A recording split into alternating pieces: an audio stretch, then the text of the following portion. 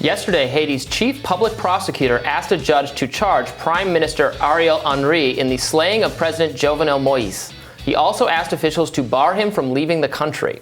According to the prosecutor, phone records show the prime minister had a 7-minute conversation with a key suspect in the killing just hours after the assassination.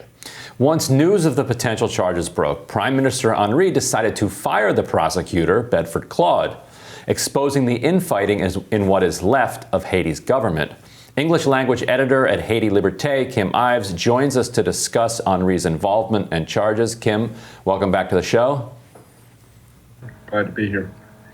So were these recommended charges surprising, or is this where everybody thought the investigation was headed? Well, it's been brewing for a while. People have been understanding the circumstances as being very suspicious. The fact that Ariel Henry spent the night of the killing at the Hotel Montana, that he had these calls with a fellow called Joseph Felix Badiou, who appears to be the one who actually spoke to the Colombian mercenaries who machine gunned Moïse and told them to pull the trigger after they described him over the phone to Badiou, apparently. So that was about 1 o'clock in the morning. At 4 o'clock in the morning, 4:03 and 4:20 to be precise, Badiou is calling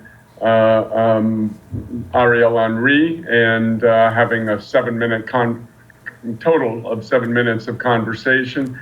So everybody has more or less come to the conclusion that at the very least, he had foreknowledge of what was going on, and what was he doing talking to Badiou.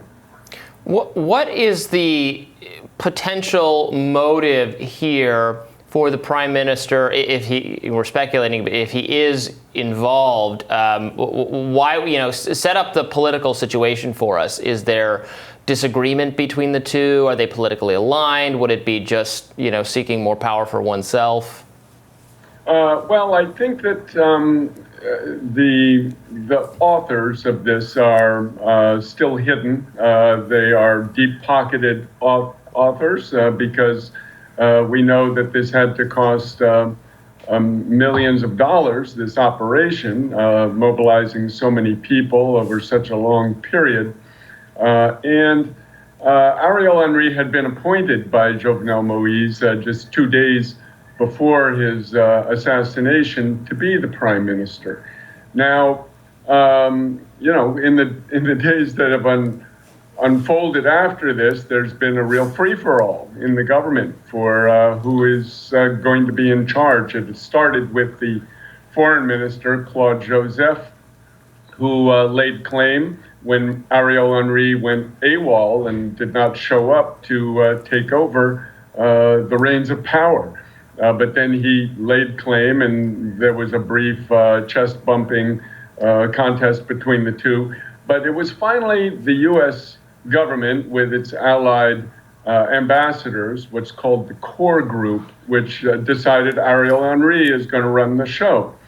So now there's basically two dueling coalitions of political parties and civil society groups, which have been offering their blueprints for what a transition would be. And I think in that process, there's these political dynamics are entering into the judicial realm. Basically, on Monday night, we see that Ariel Henry fired not only Bedford Claude, but the Justice Minister, Rockefeller Vincent, and head of the Council of Ministers, a guy called Louveris.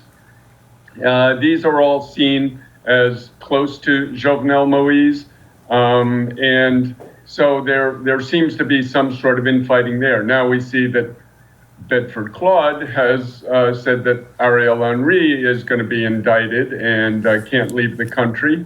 It hasn't been put out in Le Moniteur, the official paper, that at least maybe it's this morning, I don't know, that this order of the prime minister has gone through. firing these three. So this is the power struggle, which is all nested in the middle of this political struggle, two different fronts fighting for who's going to run the show in Haiti. I feel like I need a flow chart, where I want to see who's connected to who and where the power is coming from and who might have been backing who and who's backstabbing who. I mean, this is just such a crazy story with lots of twists and turns. But where was this prosecutor, Bedford Claude, was this prosecutor politically aligned with anyone in particular, or was this like a totally objective, independent prosecutor?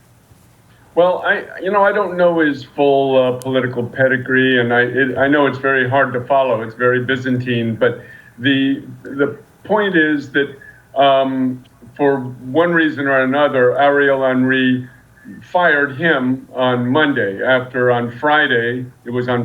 this past Friday, that Bedford Claude invited, in a very deferential and polite way, Ariel Henry to come talk to him, to tell him about these phone calls to the guy who was the trigger man boss.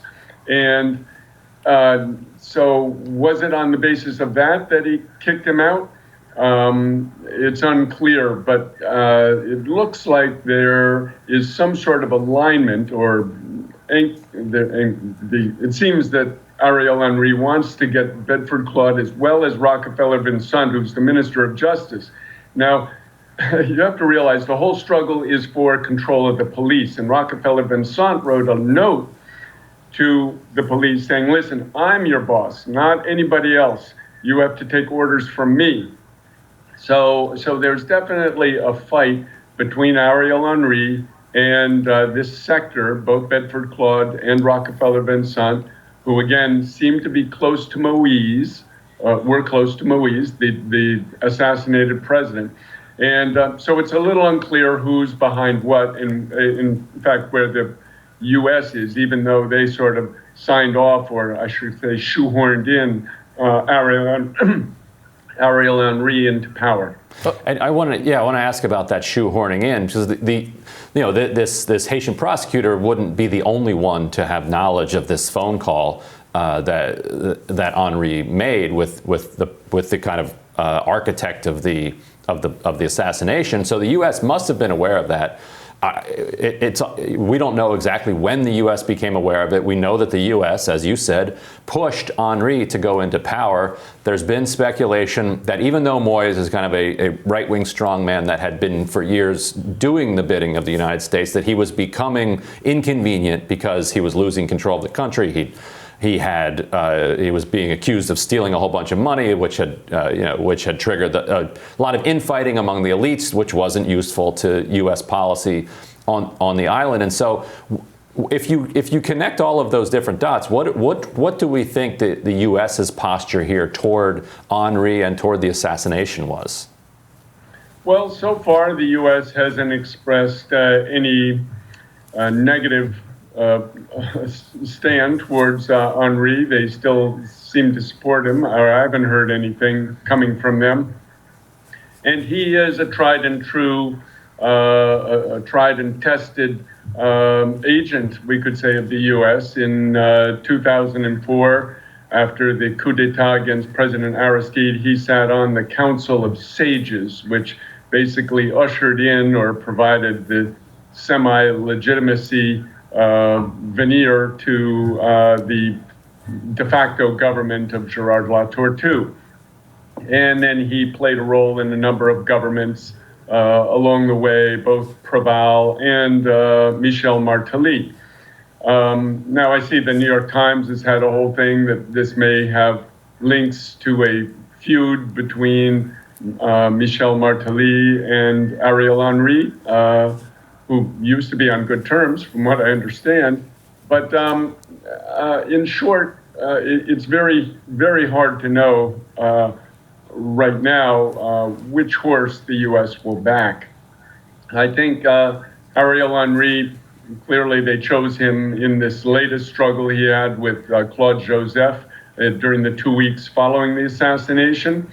My feeling is that if he doesn't work out, I don't see who the next candidate is. It should be said that a crusty old reactionary opportunist guy called Joseph Lambert, who was the head of the Senate, was chosen by the 9 other senators that remain to be the president.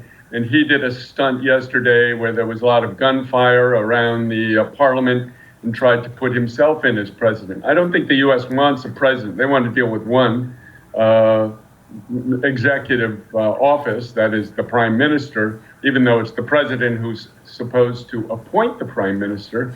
But I don't think they want both a president and a prime minister. So these are my guesses, my speculation, basically, about what posture the U.S. is going to take. They want one strong prime minister. I don't think they want Joseph Lambert. In fact, they kind of warned him not to get involved.